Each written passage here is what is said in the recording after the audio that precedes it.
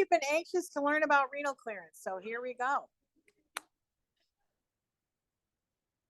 Renal clearance, I don't think is as hard as hepatic clearance, but some people think it's as hard. So we'll get going on it. So renal clearance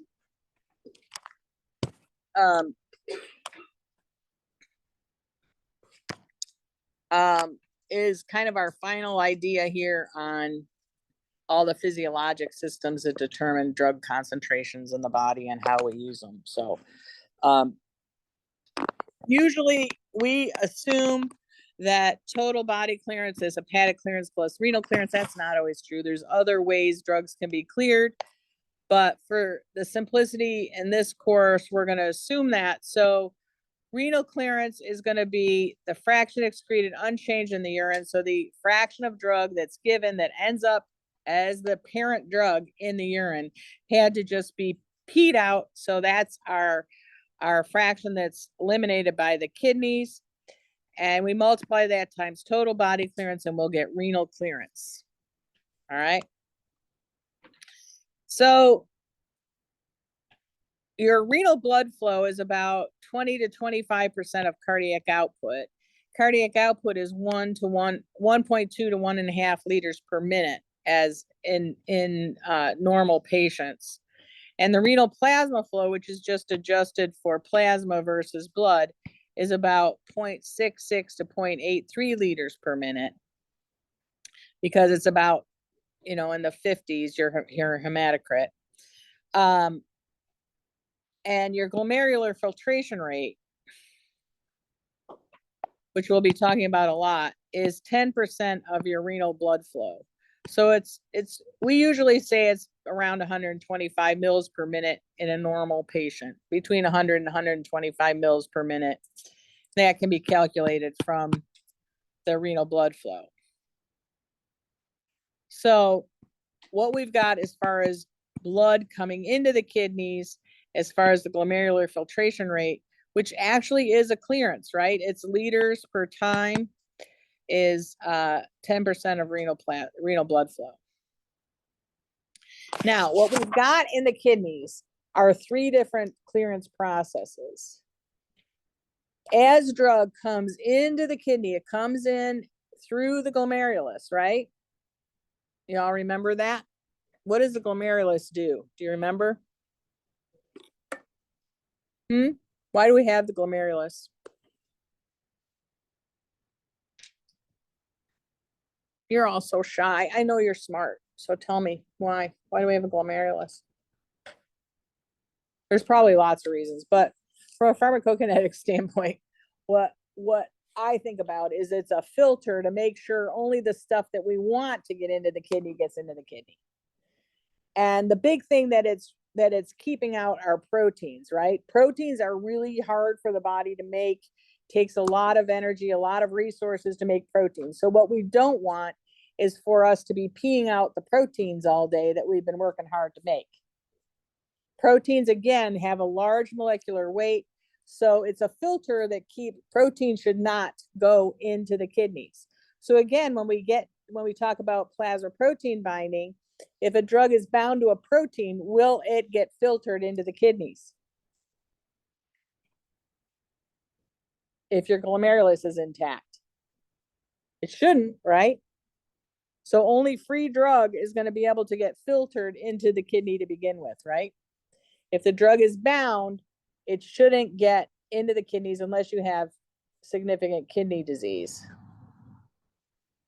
If you have protein in your urine, that's a bad thing, right? So the first thing that happens is it gets filtered. The blood gets filtered as it goes into that kidney and through the glomerulus, and only free drug gets there. So the first thing that happens is glomerular filtration, and we'll talk more about that in a minute. The next thing that happens as the drug travels along in the kidney is in the proximal part of the tubule. Proximal means closer, right? In the proximal part of the tubule, drug can be added. It can be secreted from the blood to the urine. So drug can be moved from the blood to the urine. That's an active process, which again, we'll talk about in a minute. So drug can be added through active secretion. It's not passive, but active secretion in the proximal tubule. And then as you travel down further in the tubule to the distal part of the tubule, further away from the central part of the body, there will be passive reabsorption.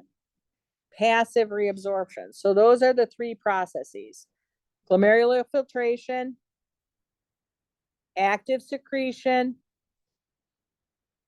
passive reabsorption. Do you all have those in your mind? Can you kind of making a picture in your mind of what's happening as the drug moves down? So each of those are clearance processes, actually. So there's two that remove drug from the body: filtration and active secretion, and one that brings the drug back into the body, and that's reabsorption. All right, are you with me? So now we're going to go through each of those three processes. Well, maybe we will.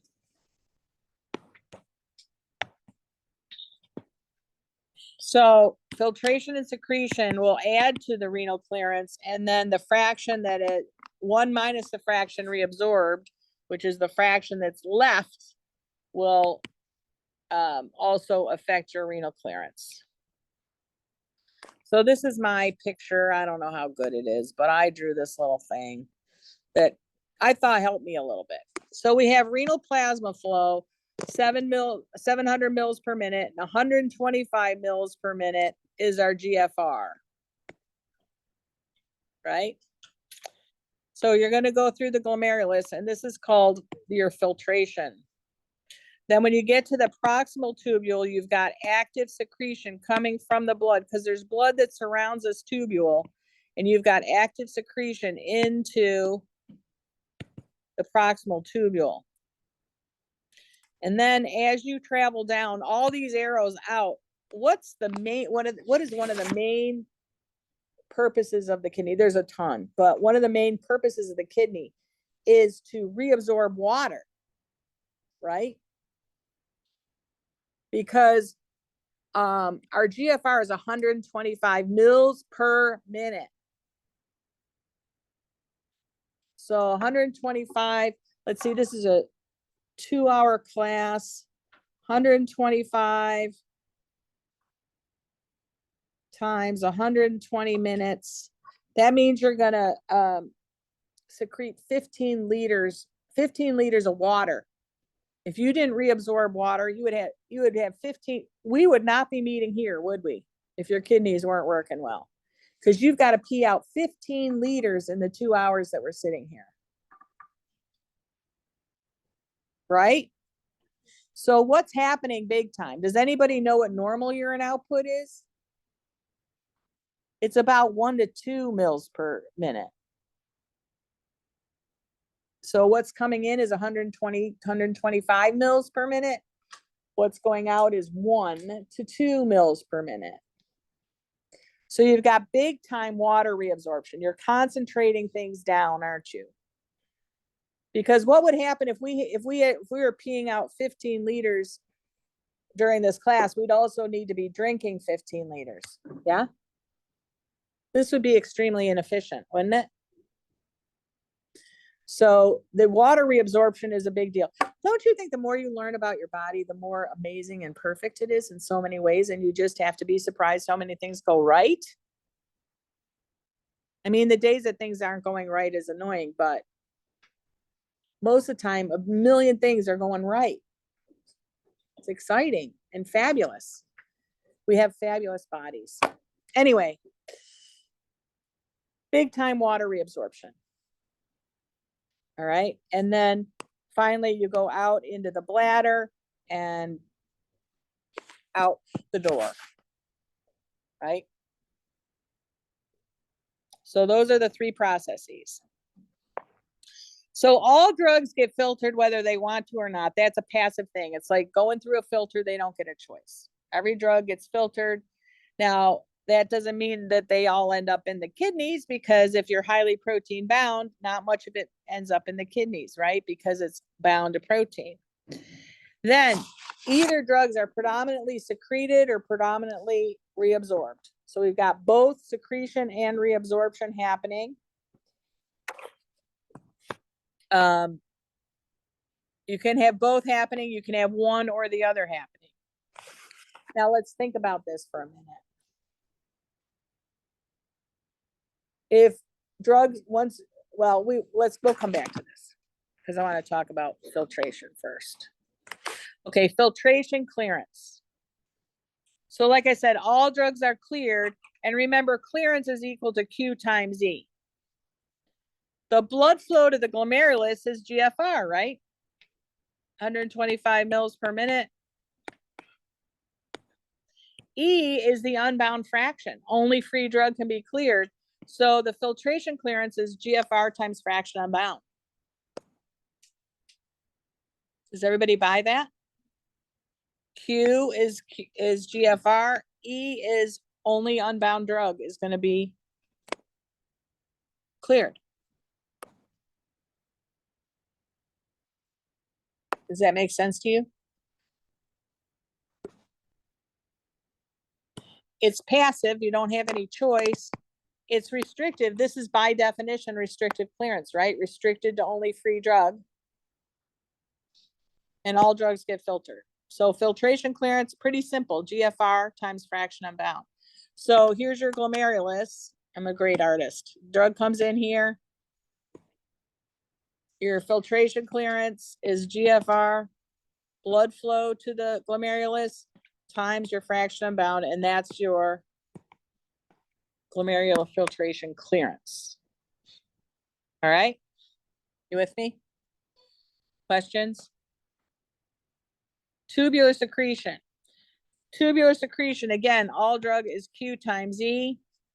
Q to the tubular secretion sites is 675 mils per minute. You don't really need to know that. Your extraction ratio of tubular secretion is equal to intrinsic clearance of tubular secretion times, this should look familiar. This is the same thing as hepatic clearance for a well-stirred jar. This is the exact same thing we have for tubular secretion clearance. Isn't that exciting? So we have high tubular secretion clearance and low tubular secretion clearance. The good news is we don't really worry about this too much when we're looking for drug and disease interactions and renal and tubular secretion clearance. This is an active process. Our tubular secretion intrinsic clearance is the number of tubular secretion sites available, and the concentration where half of those tubular secretion clearance sites are full. So it's the exact same thing as hepatic clearance, isn't it? And so Tmax is a capacity, KTS is your affinity.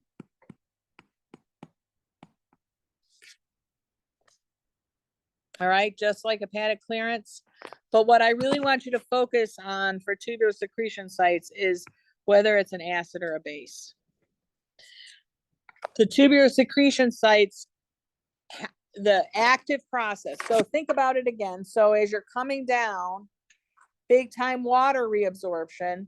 So usually the blood concentration is going to be lower than what's the drug in the tubule. So moving drug from the blood to the tubule is moving against the concentration gradient. So it's an active process. You're moving against the concentration gradient. So you need energy and you need a carrier site to move the drug from the blood into the urine. Are you with me? So if you need a drug to move, so you got to have a carrier site. There's two different types of carrier sites. There's carrier sites that move acid, and there's carrier sites that move base. So acids will ride on the acid tubular secretion site, and bases will ride on the base tubular secretion site, and they don't interact.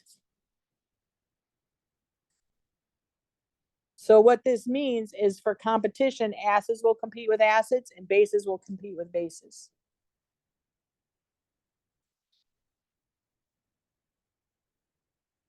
All right. So acids compete with acids, bases compete with bases. Acids don't compete with bases, bases don't compete with acids. So what's going to happen? You're giving an acid that is actively secreted. If you add another acid that is actively secreted in the tubular secretion sites, what are you going to want to ask? Which one has the higher affinity, right? How are we going to know which one has the higher affinity? We're going to look at the relative KTSs, aren't we? Just like we do with binding, just like we do with enzymes. Which one has the higher affinity, which is going to be the lower KTS? Who has the lower KTS?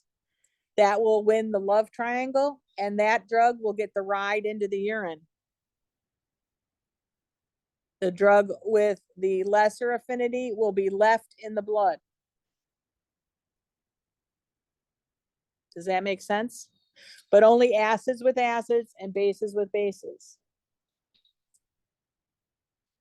Now, we use this interaction actually therapeutically. So penicillins used to be very effective for killing certain microbes. Some of them are less and less effective because of resistance it's built, but we may try to get high levels of penicillin in our blood so that it can penetrate the blood barrier to maybe treat a CNS infection, for example. So we want to get very high levels of penicillin. And so what can we do? We can use an interaction. And penicillin is actively secreted. It's an acid that's actively secreted in the kidneys. If we give another acid that is actively secreted in the kidneys that has a higher affinity for that tubular secretion site, what's going to happen to our penicillin? It's not going to get the ride into the kidney or into the urine, right? So it's going to stay in the blood. So what's going to happen to their renal clearance? The renal clearance will go down, right? Because it's stuck in the blood. It no longer gets the ride. It's stuck in the blood, so renal clearance will go down. What will happen to their CSS average? Everybody says it's going to go up, right? We're going to get higher levels of drug. What's going to happen to the half-life of the drug? Clearance is going down. What's going to happen to half-life? It's going to go up, right? So it's going to increase the CSS average and it's going to last longer. So we're literally getting more bang for our buck, aren't we? We're getting higher levels and it's lasting longer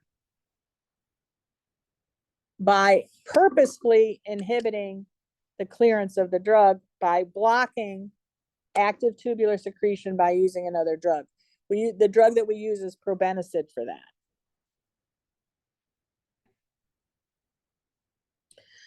Also, you guys probably, did you all watch Breaking Bad? Are you of that genre where, so we know that those folks that deal in unscrupulous use of medications are often very bright chemists.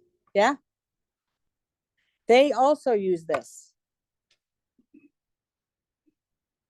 So there's a lot of street drugs that are bases that are actively secreted. So what do? They give another drug to block the clearance of the expensive, illegal street drug. And literally they're getting more bang for their buck because increase in concentration and lasts longer. Yeah. So this is a really important drug interaction that you need to understand, but it's got to be an acid with a acid and a base with a base, and they both have to be predominantly secreted, actively secreted with renal clearance in the kidneys.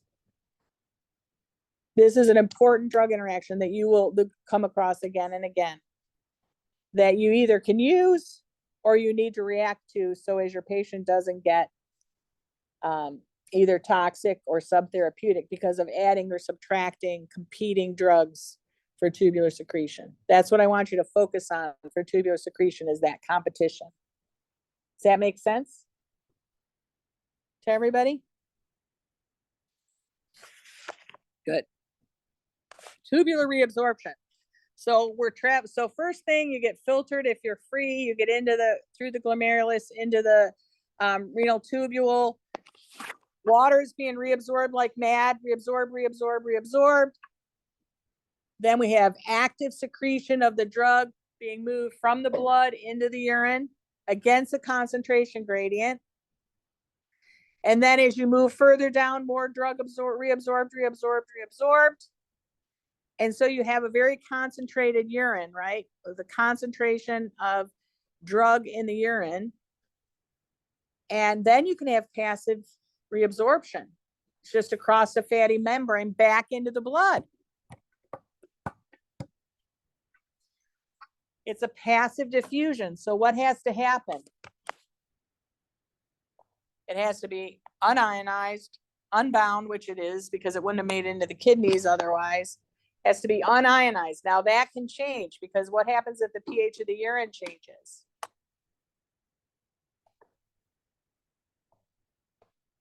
Good old Henderson-Hasselbalch comes in, right? If the pH of the urine changes, the ionization character of your drug in the urine is going to change, isn't it?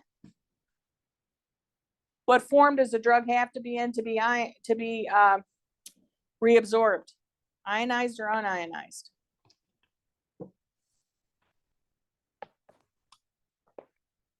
Oh, come on, 8th grade. What does it have to do to pass through that fatty membrane? Ionized or unionized? Charge or no charge? No charge, thank you, unionized. So if it becomes more ionized, it's staying in the urine, isn't it? When it could have been reabsorbed. If it becomes less ionized, becomes more unionized, more of it's going to be reabsorbed. So if it becomes more unionized, more of it's going to be reabsorbed, which means what happens to renal clearance?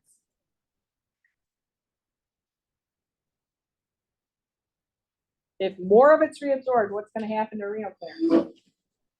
It's going to go down because it's no longer in the urine anymore. It's now back in the blood, isn't it?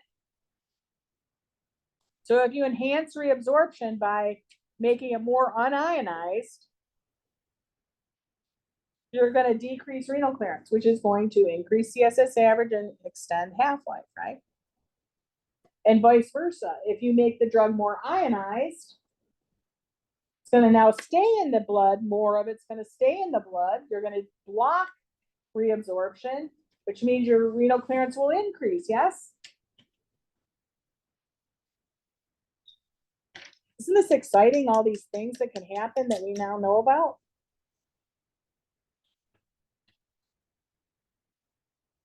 The other thing that has to be intact for there to be passive reabsorption is what? Passive reabsorption, there has to be a concentration gradient. And we talked about the fact that that drug is being concentrated, big time water reabsorption. Yeah, concentrated. But what if you give a diuretic?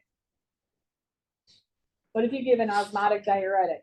It's putting an osmotic lead in the urine, which forces or at least enhances, or again, blocks reabsorption because you want to pull water in to pee out, right? To get water to go out of the body. What are you doing to your concentration gradient then? You're kind of destroying the concentration gradient because now the urine's much more dilute, isn't it? So if you give a diuretic, you can destroy some of the concentration gradient, therefore decreasing reabsorption. So if you decrease reabsorption, what happens to renal clearance again?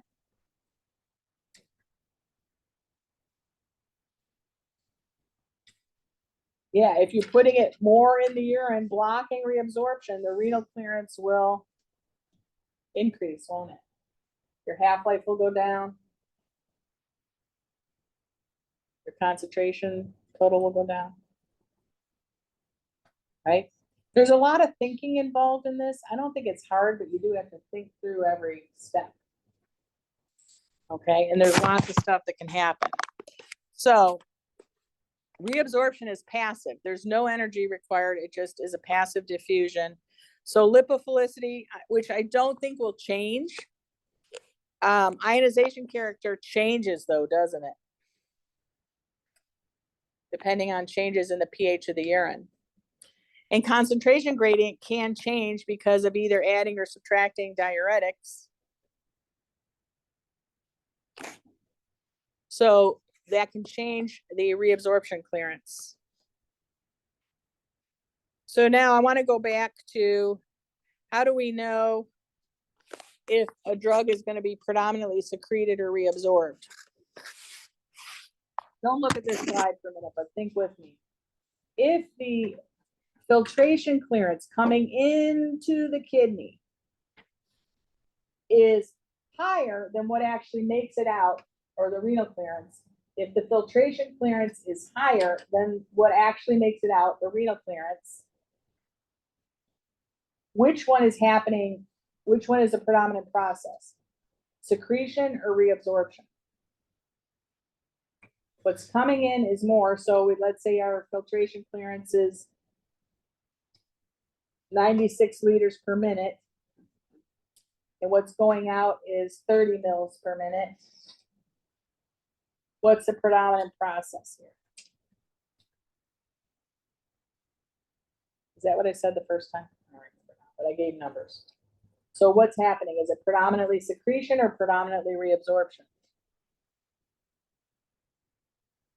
Reabsorption, right? Reabsorption's winning, is overwhelming any secretion that's happening, right? So what you need to do is compare your filtration clearance, which you can figure out easily, which is GFR times fraction unbound, and then your renal clearance, which you can figure out, which is FE times your total clearance, and know which is the predominant process. And then you know what kind of drug interactions to look for. If you know it's predominantly reabsorption, you're going to be looking at changes in ionization character, which are pH urine, changes in your pH of your urine, or concentration gradient changes, yeah? If the opposite is true, if the, let's say the glomerular filtration clearance is 30 mils per minute, but what the renal clearance is 100 mils per minute, what's the predominant process then? Drug being added, right? So that's primarily secretion. And then what are you looking for with drug interactions?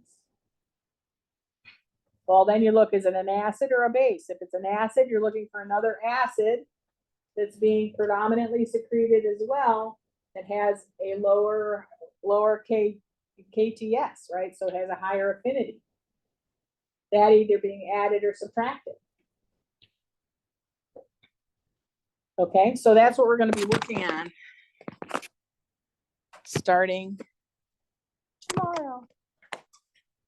So thank you for your attention. It was a long, well, I wanted to ask you before you go. We have our celebration on Tuesday. So what's going on Monday for you guys? Should look and make sure I don't have it. You have a calculations quiz, which takes how long? An hour or two. Do you want me